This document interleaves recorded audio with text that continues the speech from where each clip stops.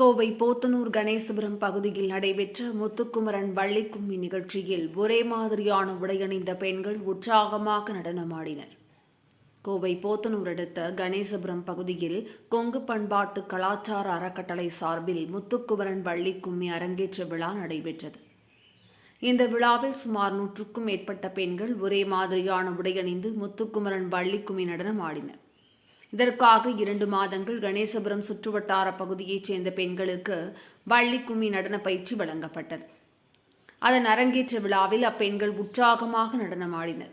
இது குறித்து பேசிய கொங்கு நாடு கலைக்குழு நிறுவனர் பாலு கூறும்போது, கொங்கு மண்டல பாரம்பரிய நடனமான வள்ளிக்கும்மி நடனத்தை ஆரம்பத்தில் ஆண்கள் மட்டும் ஆடி வந்தனர்.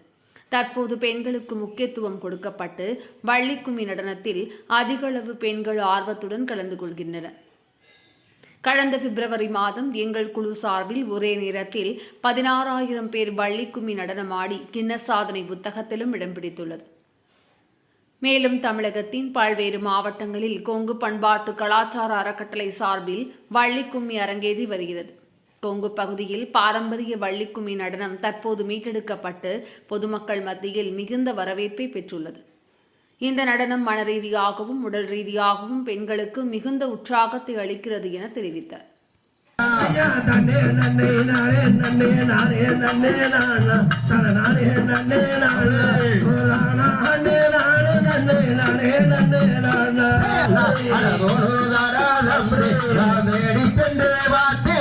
நம்பி மறை இப்போ தன்னே நன்னே நானே நன்னே நானே நன்னே நானே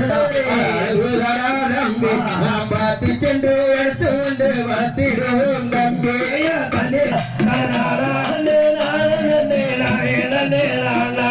தேவதையோ பூவதையோ தெரியலடா தெரியலடா தம்பி நாம் தேடி சென்று வாத்திடுவோம் தம்பி மறை இப்போ